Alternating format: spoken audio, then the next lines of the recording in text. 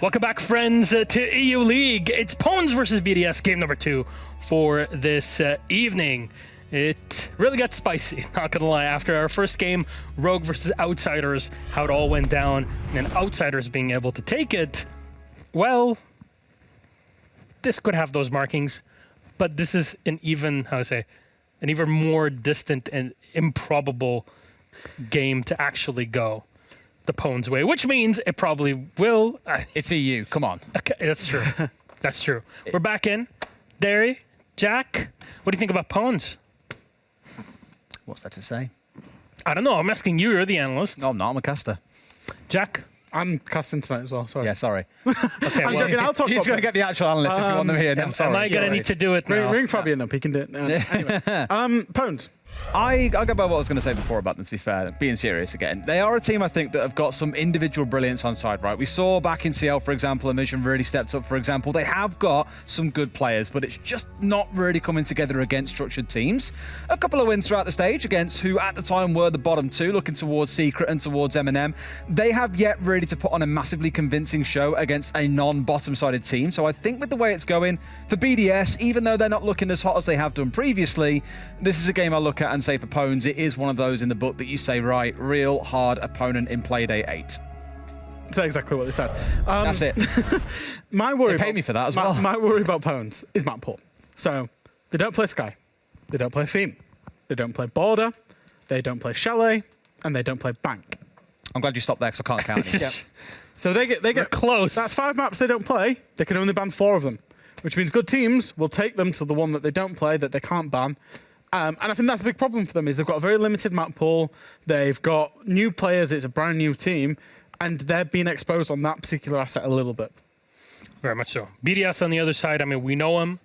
We know him very, very well. But it seems like they've lost their own identity.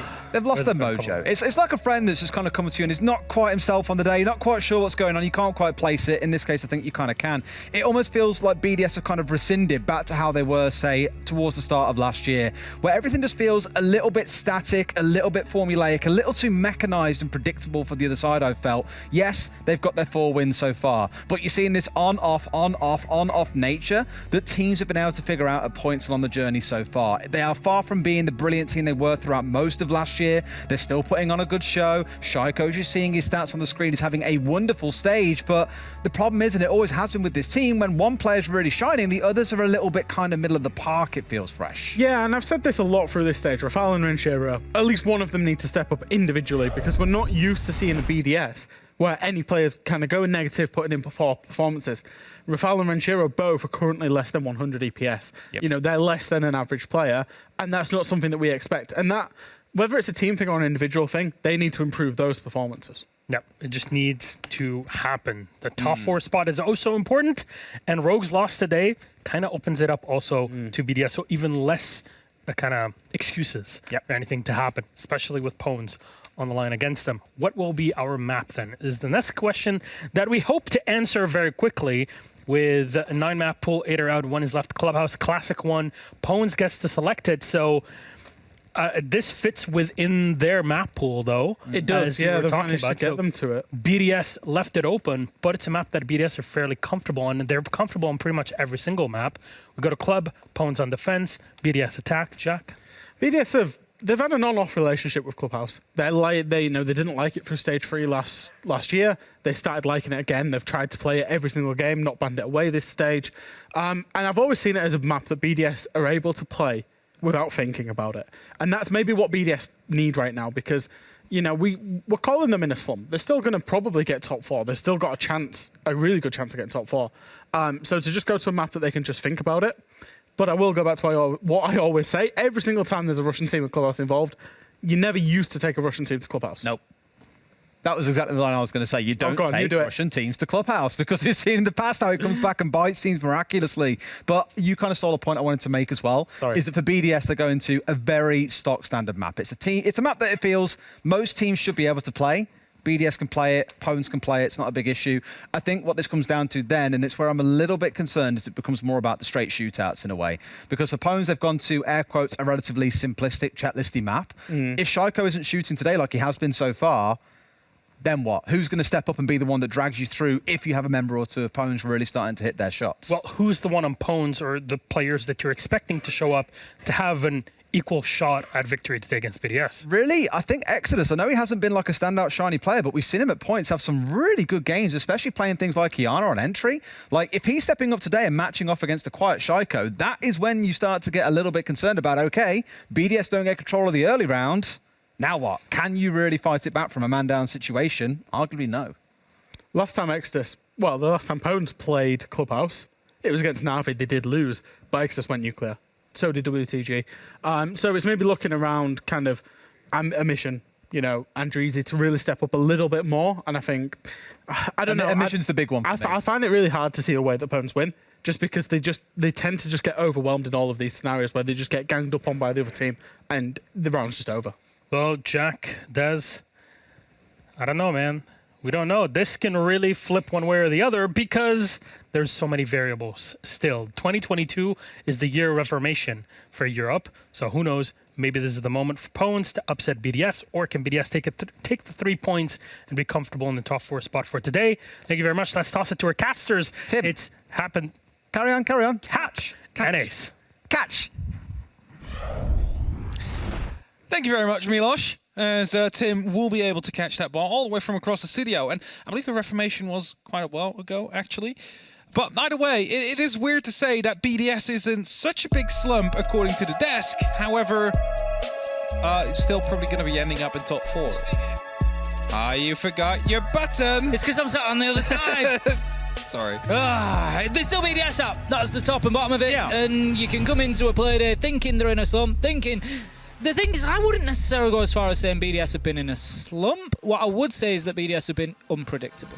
And that's not what we're used to for BDS. We're used to consistency. We're used to, you know, great performance after great performance. And it has looked like there's been some problems there. There's plenty of smiles on the side of BDS today. So, you know, if they're coming in and they're playing with a little less pressure, a little bit more confidence, maybe we see a little bit of the BDS of old and it can light a fire under them to get them back on the track to that, you know, that top tier team that we know that they are. Now, important to mention, Pones is completely out of the running. They have nothing left to play for, rather than picking up as many points as they possibly can for the end of the year to avoid relegations. BDS, there's a major opportunity that has just opened up for them. Quite literally major opportunity, because Rogue dropped 3 points here today, and well, BDS is only 1 behind Rogue. So if they do pick up, well, even 2 points here, they do basically leapfrog Rogue, and they take that top 4 spot. They suddenly are within major contention. Of course, playing G2 on the final play day, that might be a tough matchup, but, you know, that might also alleviate a little bit of the pressure from BDS. Like, hey, they drop points, that means it's up for us to grab now. That means there's a great opportunity for us to climb back into that top 4 where, of course, BDS belongs. If we would be having the BDS of 2021, then a top 2 would have already been locked out by now. But you cannot always be on that top level. Absolutely not. You know, at the end of the day, form is something that comes and goes, and the key to real championship winning sides is being able to find the results, being able to find the positions at big tournaments, even when you're not on that top form. That is the real key, and that is the challenge that is sort of before BDS at the minute. Can they, even when not performing at their absolute tippy-top best, can they still get themselves into those big tournaments? We're going to find out over this game and the one in the next Playday, which is going to be the final Playday of EUL, and it could be an absolute classic hap. It could be one for the ages, a last day matchup against G2, and it could be a situation where the winner goes to the major and the loser does not. It might not, they might both go, they might neither go, but you know, it could be that situation, and today is going to shape a lot of how that's going to look. So round number 1 we are going into, and it's going to be, interestingly, with Pawns on the defense, Jim and Bedroom to kick us off. It's not something you do very often see as the get-go, as the starting off side. Of course, CCTV used to be that a long time ago, but they have changed that. And as Exodus started off strong with picking up Rafale, It's going to be one of the Heart Breachers gone. It's going to be making it a little bit more difficult. Of course, Playday still around on the Exothermic, on the Thermite. Is going to have the opportunity to open up the Jacuzzi and one other wall they choose to go for. But, you know, losing Rafale, losing the Hibana this early on is definitely not helpful. It's a terrible start for BDS, not just in terms of the utility, but in terms of the mentality as well. Pawns coming in and just really taking it to them, getting right up in their faces straight away. And if BDS were coming in with a positive attitude, that's going to be a knock to it immediately, thinking that you've had your hard breach removed from that aggression. They have got themselves into garage now. They've got the East breach open. Shaiko, you can see on the Iana there, looking to push forward. Needed that Aruni laser gate cleared out. It will be. ADSs will keep burning throwable utility as well. A lot of damage to Emission and Scyther coming in there. So still 5 versus 4, but BDS now have control of the East side. Now, one of the RC Retiros was caught off by one of those two Mew Jammers. A grenade quickly came around the corner and dispatched of that and those Mew Jammers. However, was that the EMP dart that just went off there? I think it is indeed. Stopped it from detonating, and now another explosive actually destroyed the RC Retiro, which means that the bulletproof camera is still up and running, giving away information towards the side of Pawns here. Does get taken out momentarily just afterwards, but as you say, the information is there at least, and Pawns know how many, in what numbers BDS are looking to push forward here. Shaiko's taken a lot of damage on his push through. He's going to hold on to the construction door for the time being. He sees his man. It's an absolute freebie onto Andreezy, but he's going to be traded out, but not before he gets a mission. No, he isn't even traded out. I thought he'd been taken down there, but absolutely not. Shaiko, with only about 10 HP, less than that, 5 HP, manages to get himself 2, and that swings it here. 3v3 now as the very late trade comes in, but Ilems, he finds a much quicker one, taking Scyther down in the middle of sight. Oh, this is huge! Exodus is going out for the diffuser here. Of course, he gets spotted out, but is able to rotate back in safely here. Still, some support up onto those main stairs, and his BDS is looking to find another entry here. It's a 2-on-2. If they find one of these kills, suddenly it could be going their way here, but Lems is looking to push himself together with Renshiro. There is a reinforced wall now in the bathroom, though, so they cannot quite use that. They need to find Exodus, who is sneaking through, but he will actually find the kill instead. It's a 14-second 1v1. Renshiro with the LMGE needs to find Exodus with a 6th round in that Roni there, but it seems like he's not going to be in time here. The brief fire comes in, 6 bullets just enough, and Pawns is going to be able to lock off that first round. And I was going to say, you cannot count Shaiko out. If he has an HP to his name, he will be able to fire that gun, and he's going to be absolutely deadly. And the DD was. Those 2 kills. Unfortunately for BDS, nothing more came out of it. For me, Hap, that round sort of is quite a good summation of BDS's stage so far. If you distilled it into one round, that sums it up pretty well. They came in, they lost the opening kill, bit shaky. Shaiko gets a big double, puts them back in charge, and then it's just up and down. It's like a roller coaster through the entire round where they go back and forward until ultimately it's a 1v1 at the end. But the big question is, Hap, is the ending of that round going to be symbolic of the ending of the stage for BDS here? Is that lost 1v1 in the nick of time going to signal how the attempt to get a major spot goes in the next couple of Playdays? Pawns managed to take themselves round number 1. We're going to move to round number 2, where they're going to be defending all the way downstairs, Church and Arsenal. But we got a Mozzie, we got a Vigil, we got a Mute, we got a top floor Rome. Yeah, indeed, and Pawns is trying to waste as much time as they possibly can here. Of course, if you look back at that last round, it mainly came down from CCTV cache. A quick opening was made onto the balcony there. They tried to push through. A lot of utility used. Let's say 2 RCEs, some grenades as well. And then, in the end, the bulletproof camera was still standing. So BDS wasted a lot of utility and basically left them with very little time. Also, a lot of losses taken. Shaiko onto 1 HP, for example. Not very helpful, even though he was still able to pick up 2 kills in the end. Again, the same opening will be made. The balcony will be opened up. Playday looking to detonate Jacuzzi as well, but a Mew Jammer will stop that from happening. They want to go towards that basement, of course. And as a mission goes for the jump out, that's going to be another entry. That's Lems now to be picked up. And that is another 5v4 in favor of Pawns. Make that 5v3. Pawns are just happy to jump out of any window that is in front of them. At the minute, they're just playing super aggressive. They're playing with a team that looks like they've got nothing to lose, and that is the case for them. As we said, the Major is out of the window, but there is an opportunity to try and secure fewer points when you look towards the end of the year, towards those relegation places. But I mean, this is quite a late setup, Hat, but they're going to be doing some reinforcements down there at the halfway mark. We've got a mission. He's got himself back to sight as the Vigil. And Pawns at this point, I think with 2 kills, they're going to be quite happy that their top floor roam is done. They're going to get themselves back, and they're just going to allow BDS to burn a bit of time now, do their drone in, try and get themselves through into some sort of angle. But Exodus, he's playing it aggressive once again. He knows that pressure's likely to come from that area. He steps up and has a little spray, and Renshiro's lucky not to lose his head.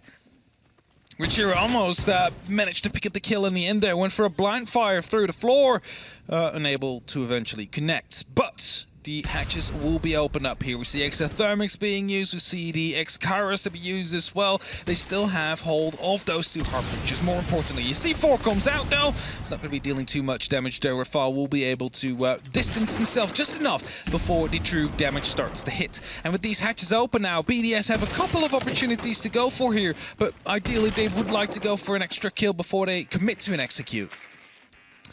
Still, the droning continues for BDS. It's going to be Rafal that's just buzzing around trying to find what he can. Playday was with him, but he's going to come out of that drone. He's going to be looking to support this push as Renshiro drops the nade through Moto. Hatch Pawns are just happy to try and hold on here. 5v3, and they know it's going to come down to likely a hatch drop or similar, and they're just going to hold their angles and let BDS play into them here and take the gunfights as and when they are advantageous. But either he gets down. WTG, however, finds Renshiro. Exodus onto Playday. It's 1v5. It's Rafal versus the world right now. He's looking to try and get anything going, but no. BDS are shut down. WTG finding the final kill with shotgun in Moto. And that is going to be round number 2 to Pawns as well. And I don't want to jump the gun, Hat, but is it time for BDS to start sweating? I might be there, and you know, it was a flawless round in the end, but you got to put a little asterisk next to it. 2 players downed but not out next to that bar in those first couple of gunfights. Those could have easily gone the other way, but it is what it is in the end here. BDS are now 2-0 down. And the next defense is coming, and it's headed towards CCTV. Now, this is the site which every Siege player in the world should know how to attack. You take control of the balcony, you take control of the garage, it is an easy plan from there on. You do not need anything else but those 2. Maybe launch control, so they cannot see 4 upwards. So BDS on their attack, let's see if they're going to be able to at least get this most basics of sights out of the way. We're going to have lower garage completely reinforced. Interesting to see Andreezy on the Bandit. It's not that we don't see any Bandit, but we don't see very much Bandit these days. So it is nice to see him brought along. One of my favourite operators, Hap, is a little bit of tidbit there, a little bit of information. Absolutely love Bandit. I mean, everybody loves the gun, to be fair. It's one of the best in the game. Yeah. Yeah, we're going to see a mission playing him this time. It's just going to give a little bit of flexibility. They don't, interestingly, have any extra denial, actually. I was expecting to see Kaid or Mute brought along. Obviously, Kaid banned out, but the Mute at least could have then had a jammer on your East breach. You get your bandits down on your garage, or vice versa, and you can hold on to both. I was thinking he might have wanted to go for a bit of a bandit trick there and a solid player being active on the bulletproof camera, but it doesn't seem to be the case. I was going to say, if he then misses the exothermic, you could get a quick dart out with an EMP to see if you could theoretically disable it that way, but they are just pre-placing it and not bothering too much about it. And that means they need to get a grenade in place. They need to get rid of these bandit wires. There's a couple of opportunities to do so. You could either go in from the main door with an explosive such as the Zofia. You could also angle one in from Alem's position. It seems like they want to go for that bottom floor control first. And that will be the lower garage opened up, which is going to apply indirectly pressure onto Catwalk. It's going to be Alem's job, potentially, to start getting some nades thrown up there. So he just needs to be careful with his push into main door, because we do have Shaiko with the nades as well, but they just need to be cautious that they get that Catwalk cleared out before anybody dies with nades in pocket, because if they lose 1 or 2 to any of these gadgets, particularly the ADSs or Wamai discs, it could be a problem. Alems does find a mission to start things off, but WTG with an immediate trade, and Alems dies with 2 nades in pocket. So watch this space. If Catwalk doesn't get cleared off because they don't have the offensive utility to do it, then that could be part of the problem. But I think Pawns might have given up the Catwalk. Yeah, they might actually. Grenades are coming in from below here from Shaiko, looking to find Andreezy. A little bit of damage done, but he will still live. And in the meantime, oh, there's a second grenade. That might be... Nope, that's also misplaced. Andreezy will live as well. And now the main breach is opened up. They want to take control of Garage. In the meantime, the red stairs is being prepared as well. So, again, multiple different avenues are being prepared and explored here by the side of BDS. Scyther was still in position on the catwalk. Couldn't see him because he was led prone, but Shaiko doesn't need nades. He's going to go in and find his man with a headshot and to take him down, and that gives BDS the control they need. They've got East Breach, they've got catwalk. There's no reason that they can't start aggressing forward and trying to get the diffuser down, but WTG is still in place with smokes in hand, so can deny that plant attempt for the time being. Playday is going to be pushing towards site. We've seen this plant a million times. He's going to try and get himself in behind the server stack. He's going to try and put the diffuser down on the ground. The challenge needs to come into the smoke though. We still have a player outside though, so as these smoke canisters go off, Andreezy could be jumping through the window to stop this plant from happening. Rafal needs to go up very quickly in these last 10 seconds. He's going to just try to breach into sight there, takes out the Banshee. Here comes Exodus though, a big double kill from him and Andreezy to bring us back to 2v2. It's all up to Renshiro, 2v1. Pawns look like they've held on here as time ticks down. Renshiro can't find the last. BDS, they fall just short again. It's 3-0 Pawns. And what happened there is Andreezy indeed jumped out from that window, got a nitro through over the bomb chassis, picked up the kill, picked up the diffuser carrier, and as a result, BDS, they needed to hurry back towards the site with whatever was left to see if they could still salvage it in the end there, but too spread out, too little time. BDS now with a tactical timeout. They've played those 3 rounds, they've all gone wrong. This is the moment where you pick yourselves back up again, when you try and see... All right, so we did this, that didn't work. They played this kind of a setup. What do we have available to ourselves that we can use to stop them from winning these defensive rounds? And BD is, of course, a team with a lot of experience and experienced coaching staff behind them as well. Should be capable of bringing this back, even if it's a 3-0 down. It's an interesting point to look at, and I don't want to get carried away or get ahead of ourselves here, but we've been talking about these 4 teams that are fighting over 3 places for most of the night. We've been talking about Rogue, LFO, G2, BDS. Yeah. There's a timeline hap where none of those 4 win a match tonight. And if that's the case, then oh boy, do we have some fireworks lined up for the last day. Especially now that Outsiders have won. If, and I keep saying this, but if M&M were to get the win against Na'Vi, we then have 6 teams fighting over 3 places on next Monday night. It is possible. It's a long way to go yet. Long way to go. There is definitely a long way to go. But also, we gotta say it, if BDS do lose this game, if G2 and LFO both win their games, they are both confirmed for the majors. So with everything going as it's going, we could either end up in like a 6-way battle for the last 3 spots, or for a 4-way battle for the last spot. So nonetheless, it's going to be absolutely crazy here what's going to be happening in these last couple of days. The Pawns, the team that is currently in last, you see it at the top right in the live ranking. If they would be to lock off the match as it currently stands, which is a full 3-pointer, they would be headed up towards the 7th place. And those are points that are more than welcome in their pockets if they want to be going into the end of the year avoiding relegation.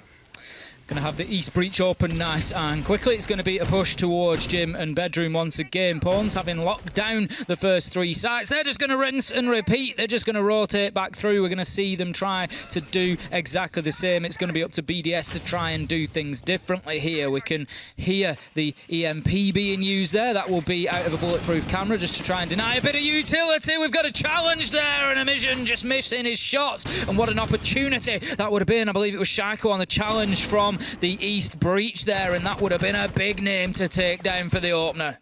Nitro actually denied as it was tossed out, and Shaiko finds the return with the fragmentation grenade, and that is going to be the call for the rest of the Pawns to start falling back. You've wasted 1 minute and 10 seconds. BDS is now starting to push towards that top floor. Lem's still below near the main door, and as he goes for the reload, Exodus is trying to be a little bit sneaky here. Sneaks up with that Roni. Only 16 bullets. You're not going to be outgunning in a longer engaged firefight against the LMG, but you still definitely can get the jump onto a Lems who is quickly flicking drones drones here and there, trying to find out where his defenders are located. Exodus has moved himself away to the main stairs. May well have been a smart move. It was very cautious play from Ilems there. Lots of drone use and likely would have picked the man up, so decides to keep himself fighting for another day. 1 minute 15 seconds left to go. 4v5, a mission off the board, but still plenty of utility and plenty of manpower for Pawns to hold on. We've seen them do this before. We've seen them hold this without the man advantage. Andrizi, he's going to take the choice just to seal up Bathroom. If you remember last time around, he tried to do that. He got a gun down from the window, so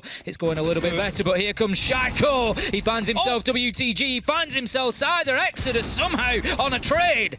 How did Shaiko manage to get that kill at the same time? They traded each other out evenly, and that leaves us in a 2-on-4 situation here. Still BDS, plenty of room to play with, plenty of time to play with. They know where Exodus is, they know where Andrizi is. This should be an easy lockout, but we've seen it gone the other way as well many, many times before, Tim. We really have. We've got Andrizi just holding on inside the Bathroom with the Auda for the time being. Exodus has got a crossfire on to construction door as well. He can also cover the window potentially, but Breday's got himself inside a gym, and that's going to be the most difficult place for Pawns to be able to impact here because every angle is covered by BDS. They try to make something, but they can't as Renshiro shuts down Andrizi. Breeday completes the plant. Renshiro with the final kill, and BDS finally lock themselves in the first round of this half.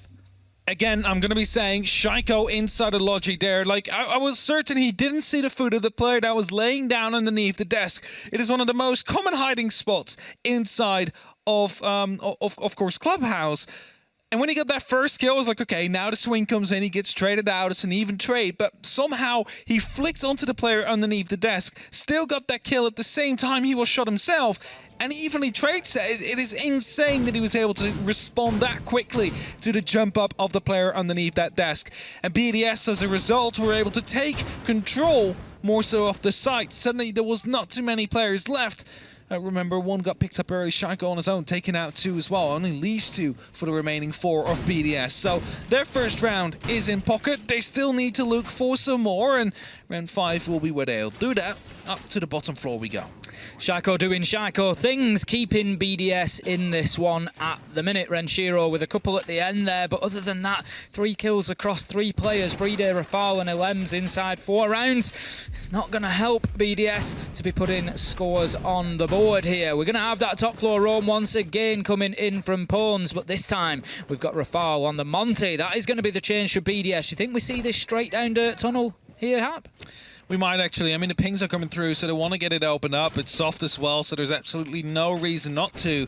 Quick drone to be used, see if there's anybody out there. And then you're looking at it, who can quickly open it up? I mean, you have Rensure, but he's in the other side of the map, so it's not really the right choice to go for. And the rest don't not carry anything to open it up with, so Rafal as well, as he uses... I don't think he meant to do that, huh? I think he thought he had a heartbreach schedule with him, so he tried to deploy that, and then a smoke popped out. So, you know, that doesn't really seem to work. The smokes do not open up walls, unfortunately, and that means that he will have to wait for some support from his teammates to open up that wall completely. A mission up on the top floor hasn't been picked up on yet, or they'll know he's there, but he hasn't had any contact yet. That should be telling him something. Should be telling him that there's a potential for a dirt tunnel push here. He's going to have a little look. He sees the head. He just misses Renshiro, who gets away with one there, gets himself securely inside that dirt tunnel, and there's going to be an opportunity for the Monty to join him. Renshiro open it up, and it just looks like Pawns aren't really ready for this at the minute, Haps, either. He's going to take a lot of damage as pressure comes down into blue as well. They've just completely left those roamers out in the cold. They're not bothered about the top floor BDS here. They just want to get themselves in and start getting some kills. Rafal, he's got through the smoke. He's inside a site. He can start hassling. He's going to be joined by Shaiko.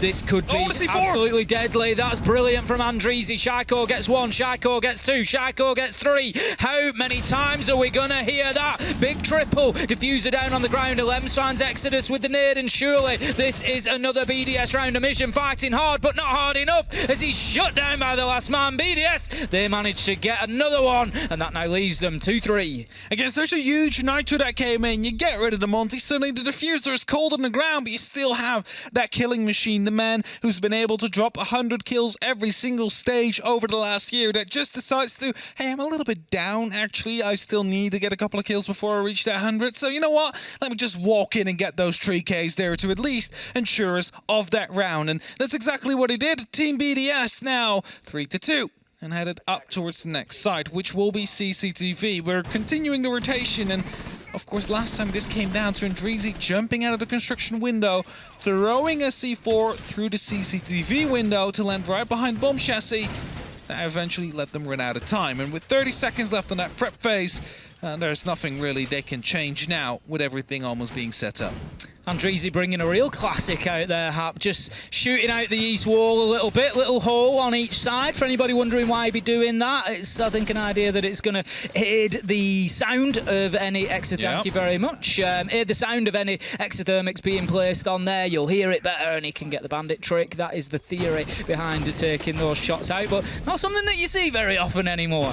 No, there's not many people trying to go for bandit tricks anymore. The grenades are just too effective against this. As soon as you know someone is active on that bandit trick, that means, all right, let's get the grenade angled up right underneath him, and at the moment we place down the exothermic, that's when the grenade pops up. So they have no clue, no possible opportunity of trying to deny the exothermic. Now, it doesn't seem like he's tricking now. It is two placed bandit wires, and he's off roaming near the construction site, and that means that it's easily taken care of. If you had a Flores, for example, you could be driving an RC through the drone hole, but that's not going to be happening here. So they need to go from below, get a grenade in right underneath those bandit wires. Going to have the standard holes opened up. Obviously, the one on the lower garage wall, the 12 pellets that are going to give a walkthrough. You understand why that is there. The other hole that you see at the top right of those garage walls, that's opened up because it gives a line of sight up onto the window from CCTV into garage. So it prevents anybody playing in the corner there, and it also cuts off the rotate for defenders to move back and forward from catwalk. So that's the purpose of those two holes. Now then, Exodus, he's creeping his way in towards Bar Hap. I'm not sure if Alems knows he's there or not. I think he does. I think there's a bit of information because Alems, he just puts the brakes on. Shaiko, he continues his reign of terror and shuts down a mission. Alems, fully aware of Exodus, gets the kill as well, and BDS, they've looked like they've woken up, Hap. This is just BDS, right? They go for the tactical timer, they know exactly what they've done wrong, and they're improving on every single step along the way here. Shaiko, able to get that very first entry, is alleviating the pressure that is coming in from the garage just a little bit. After that, you can start opening up, but it's Saito now from the mezzanines that's able to find Shaiko in launch. That at least brings back the balance a little bit in favor of Pones here, but there's still an extra person left on the side of BDS, so ideally they will find another one.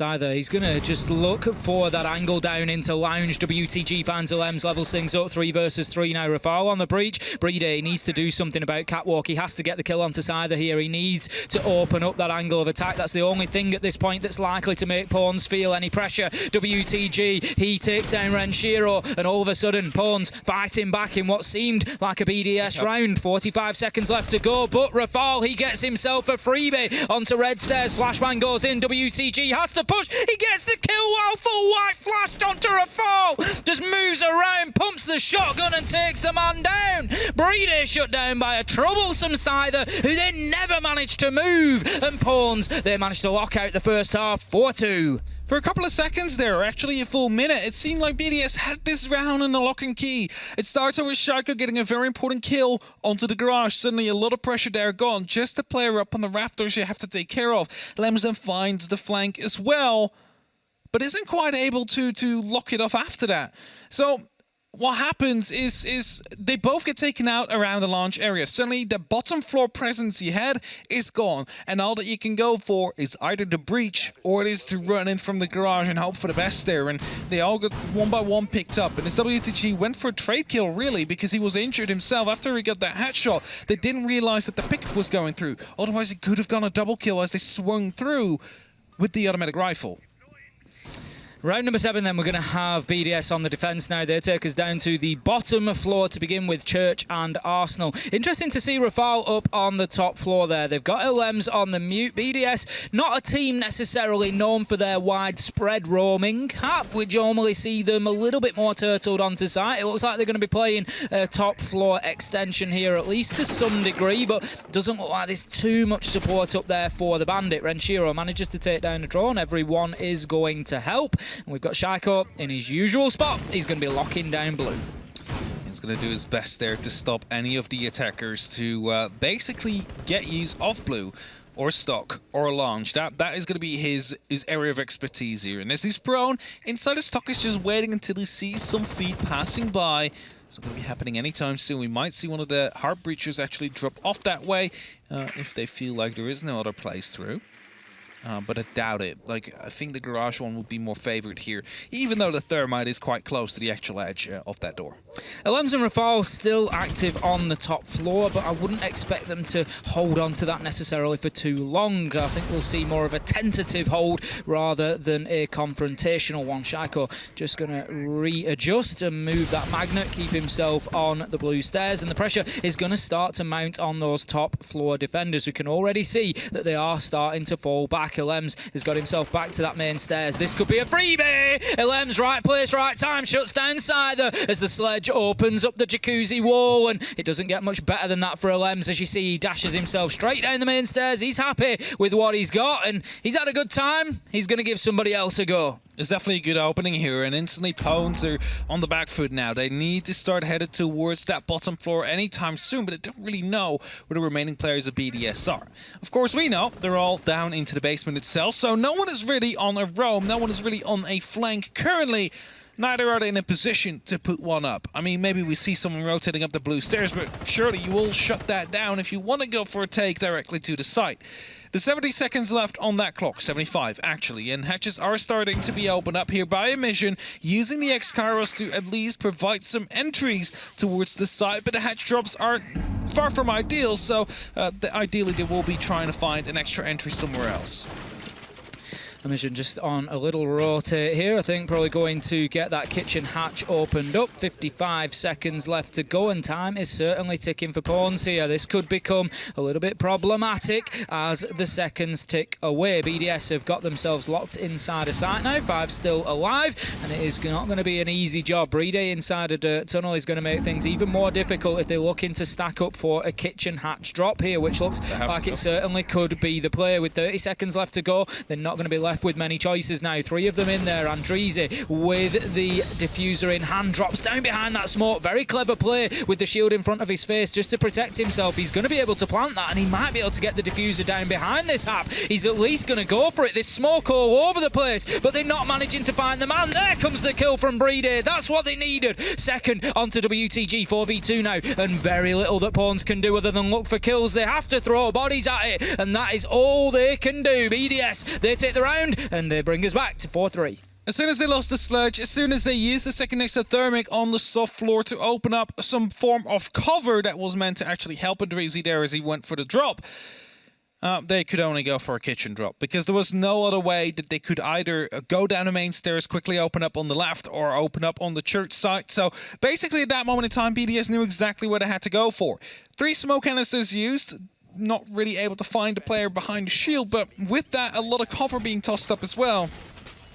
Playday going aggressive in the end there, finding the kill just in time, and after that the trades coming in all in favor of BDS. Now 4-3, only have reduced the gap to just a single round, and mind you, again, here you have it by the way, the replay, so the smokes get used. I love the play. Look at the bullets ringing off that shield. It works really well. It works really well, but at that moment in time they also know exactly what his plan is, right? So the C4 pops in, is not going to be close enough to actually get rid of the talent shield. 3 smoke canisters used.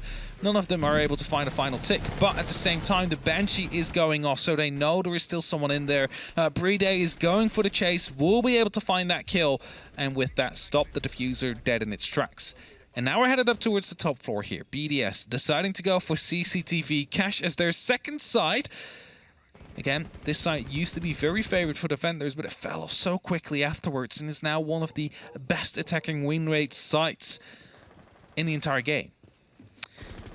Going to have immediate approach to both sides of the building here, and that's interesting from Pwns. I think we're going to see pressure onto that jacuzzi wall once again. Scyther's going to be cautious this time, losing his life there in the previous round, so he's just going to be on the drones. He's up on the roof, I think, for the time being, and Andrizi up there on the Iana as well. Scyther then drops down. He'll open the wall now that he's confident that Elems has been forced back to construction, so he's not going to get gunned down as soon as he opens it. Exodus, he moves in. in. He's supported by the Gemini drone at the moment, and he knows that Alems is on the door there, and this could be Alems getting himself cut off. Needs to be very careful. I'm not sure Exodus was quite aggressive enough there. Alems, there was a real opportunity to be able to cut him off. You knew that he was up on that construction door, but Alems gets away with one, and he's able to wriggle back to site. Yeah, he's able to waste a couple of seconds there, valuable seconds in the end, and as Exodus went for the pre-fire, Alems actually crouched right underneath the LMG there.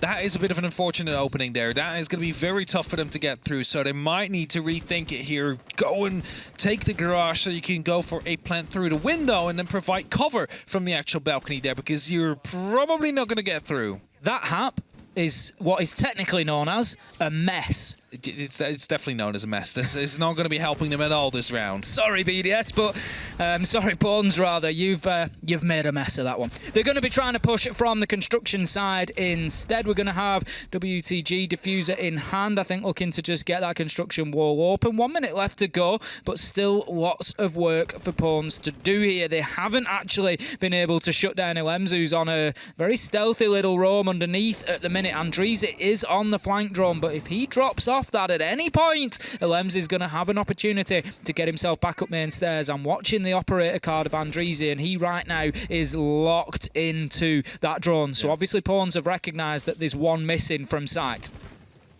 Bernie Jaeger took out a thermite charge at the very same time, so that is going to be stopping one of those breaches to come through and force them to go through the door. That's exactly what they're doing, but it's all going downhill. It's a 3-on-3 in a mission now. Entering from the garage gets quickly shut down. Exodus inside the site, but doesn't have the diffuser to carry along with him. It's a 1-on-2 situation as the C4 finds one more, and Alems and Rinshiro, they have everything in pocket to try and close this off. 17 seconds. Soon this plant needs to happen, and it's exactly what Adrezi is setting himself up for here, but as the timer is slowly running out, that will hit 0 at some point, and that means Alems can just go for the take as it runs out.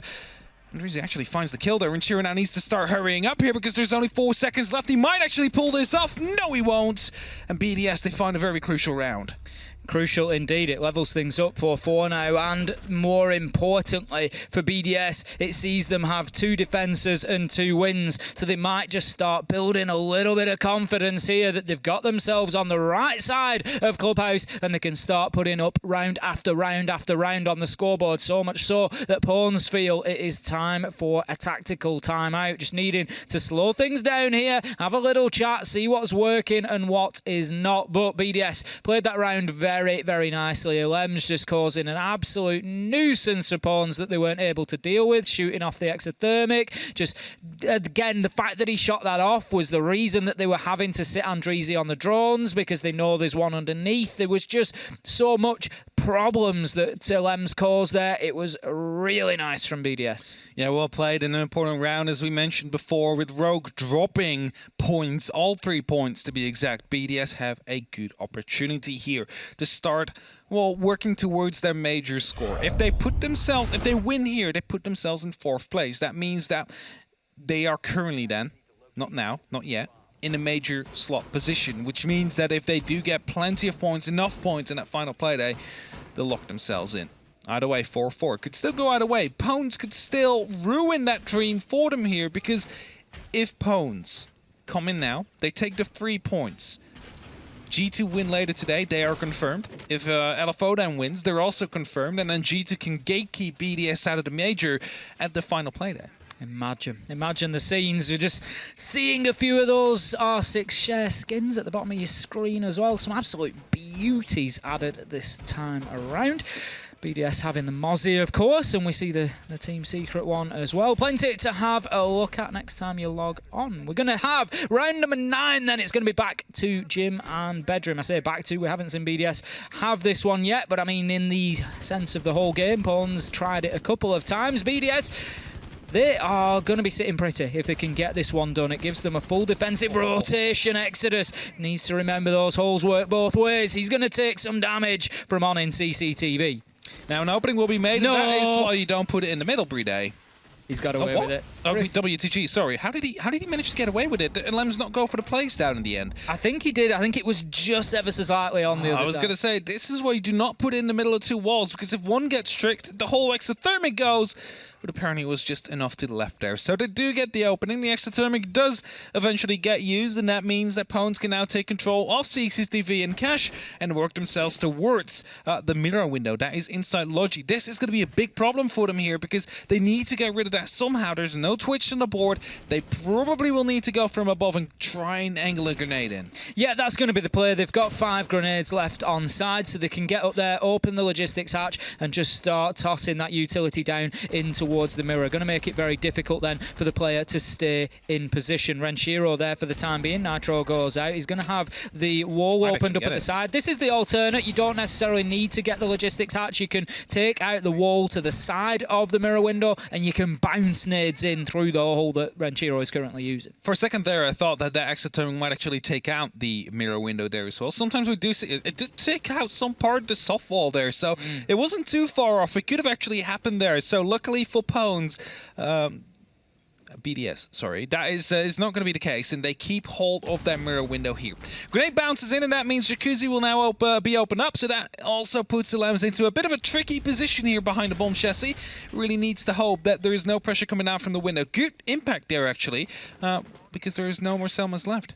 That's a really nice throw from Playday, just catching it on the angle there and able to take that breach down. So they're not going to be able to move in through that wall. No exothermics left, no Selma charges left, no hard breach gadgets on side. So they are now stuck with what they've got, our Pwns on the attack here. And what they have is a one-man lead at the minute. They're going to move in through construction, get themselves into logistics. Here comes a challenge from Renshiro, but he's going to be shut down by WTG, and they're moving in numbers now. 5v3, 30 seconds left to go, and BDS just trying to hold on, but their backs are to the wall. A challenge comes in onto the window. It's not Andreezy that finds his man. Ultimately, it's Exodus. Playday gets one, unlikely to get another now. They know his position. WTG going to secure the plant. That's 4v1. It's barely a second later that the round is ended by Exodus moving in, kill after kill, and that's going to be Pwns taking the lead once again, 5-4, and this is tense.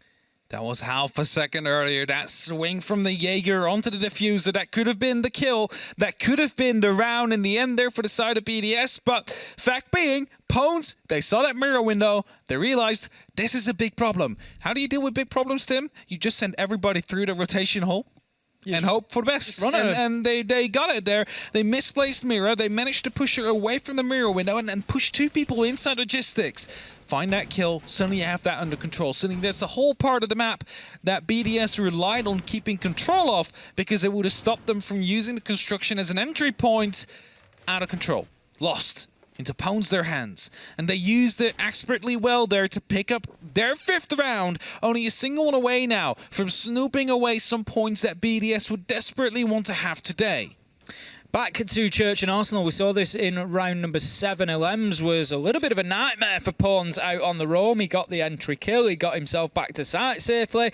And it was just a great round from BDS. They were very much in control of things. They forced Pwns into a kitchen hatch drop when it was 3v5. And they just didn't have the numbers or utility to support it, really. And it was a pretty easy mop-up for BDS in the end. So I think they're going to have a little bit of confidence down here in this one. And it seems like less of a top floor presence. Last time around, they had 2 men up on the top floor. This time, BDS, I think, limiting it to 1 at the most.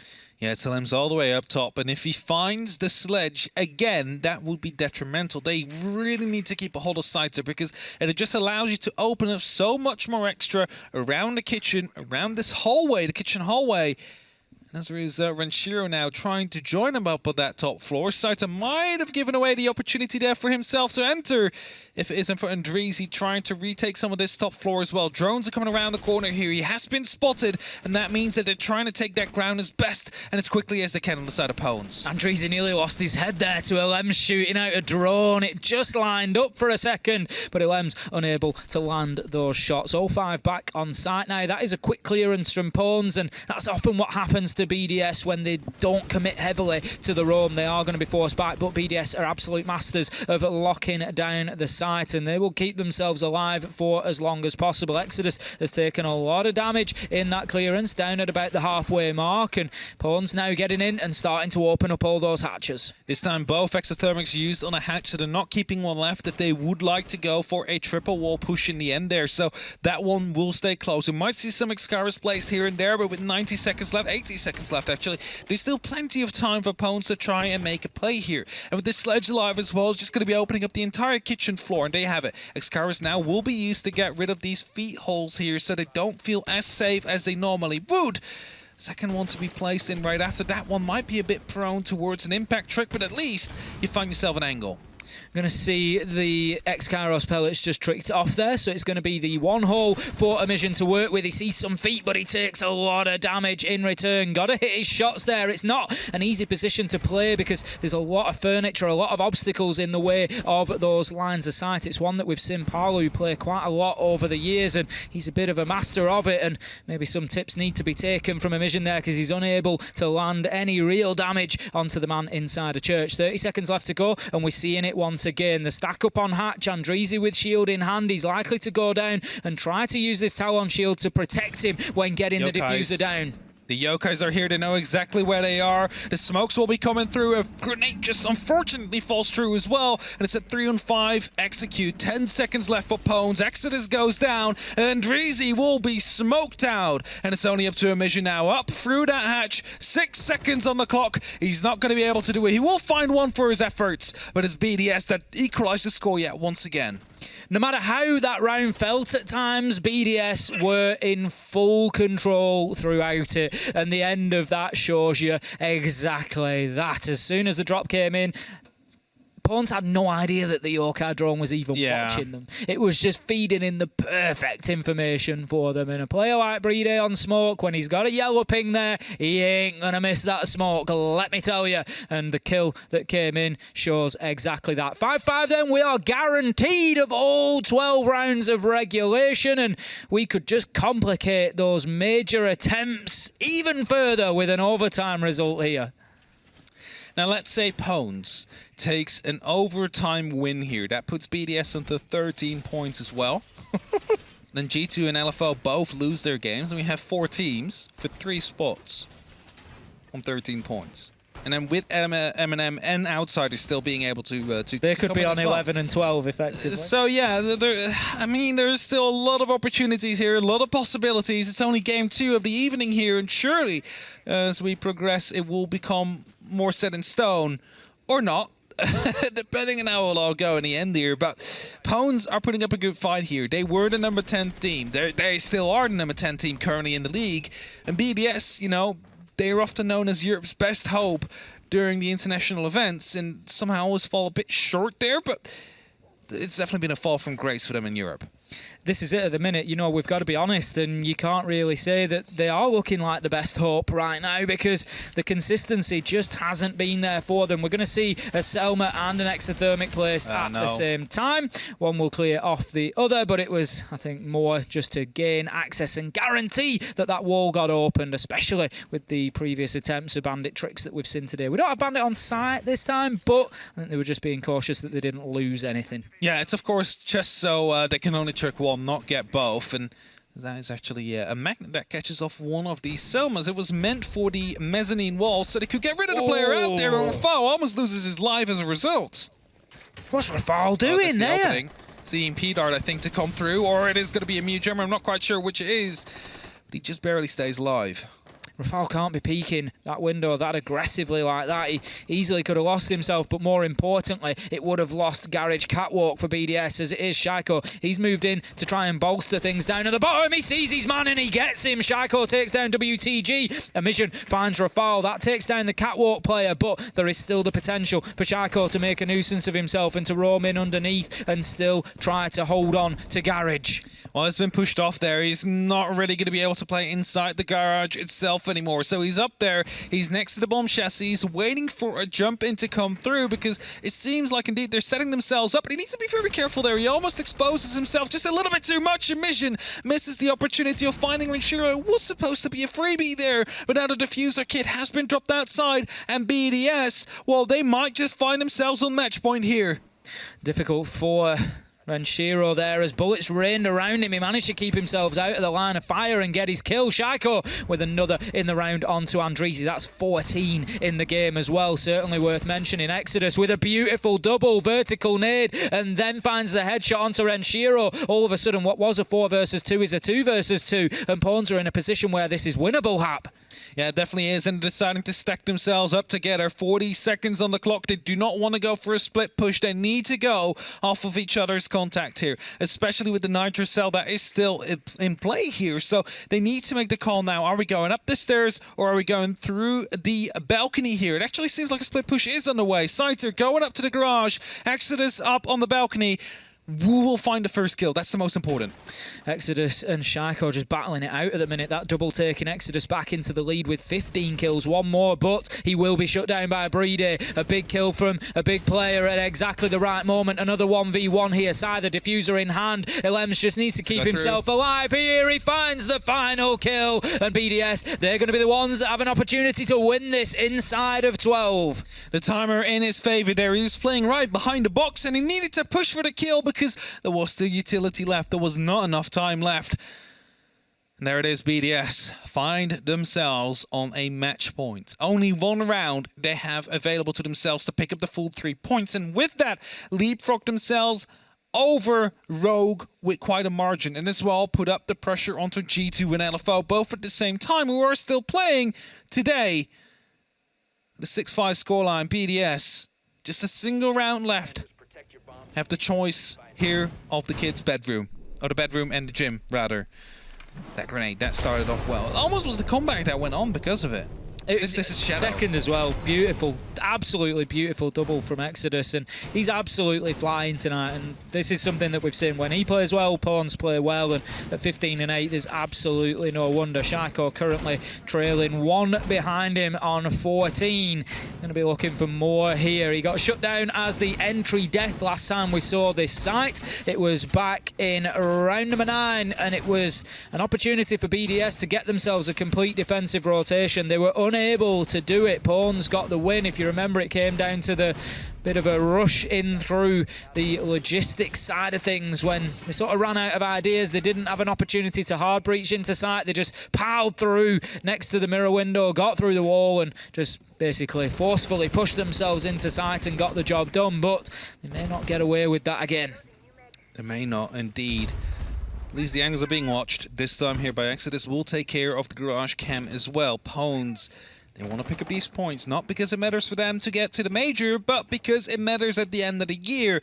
Every point might keep you safe from relegation, and every point might give you a pro career for yet another year. Openings will be made. Quick control to be taken off CCTV. But they still need to head towards cash, and then they need to head towards the construction site. And guess what? The mirror window is out there again, and I'm pretty sure you're not going to get away with it again to just walk through and jump in with 2-3 people. BDS wanting to play much more behind the mirror window than they do play into CCTV and cash. Quite often we'll see a heavy presence at top of red stairs inside of cash. Teams try to hold on from there. BDS, they play this a little bit deeper. One inside of construction. Shaiko aggressively up to the window. Levels things up with Exodus there, finding his 15th kill. It was onto Andrizi. Renshiro, he there with another big one. Headshot onto a mission, and it's looking good for BDS right now. 5 versus 3, and it looks like they might have just broken the spirit of Pawns. It's definitely a great start to this round, to their only match point, to their only opportunity for full 3 points here today. But Exodus still alive. The man has been on fire throughout this game, and he's playing with an LMG and an operator that can heal herself. So with 70 seconds left on the clock, Shaiko's still alive up against Exodus. Anything is still possible. I mean, we've seen the comebacks happen before. If they do find one more on the side of BDS, then that might be the nail in the coffin as Scyther does get downed. Oh! Shaiko with the knife kill right afterwards! That's the triple kill for him. He has the diffuser as well. Exodus is the last one. He's the last one outside, waiting outside the window. Shaiko, how did you live through that? Again, that's the second moment. That's just an unconscious reflex from Shaiko, and that is absolutely unbelievable. I've never seen anything like it in the hundreds, thousands of hours of Siege that I've casted. Coming in through that window for Shaiko to win that out was absolutely unreal. Renshiro finishes it off. It's a flawless round for BDS to lock things down. Shaiko, a bit of a carry once again from him. Lots of kills on the board at the end of things, and BDS coming through with a very hard-fought victory. I was pretty sure as soon as they jumped in, Shaiko would have been dead, so I kind of wanted to treat it as such. But he see the knife coming out, he gets that kill, he gets the confirm, and at the end, he saves the round. He gets the 3 points here for BDS, who are still alive, still fighting, and now find themselves temporarily in the second place of the league. But G2 and LFO still yet to play. They could be retaking those positions. What is going on in EUL Stage 1? It is absolutely wild right now. Things are changing every single game, and it's going to continue. We've got 3 more to come, so don't go anywhere. We're going to have a quick break. We'll be back to our analysts to have a little chat about what's gone on, and no doubt an interview to come your way as well.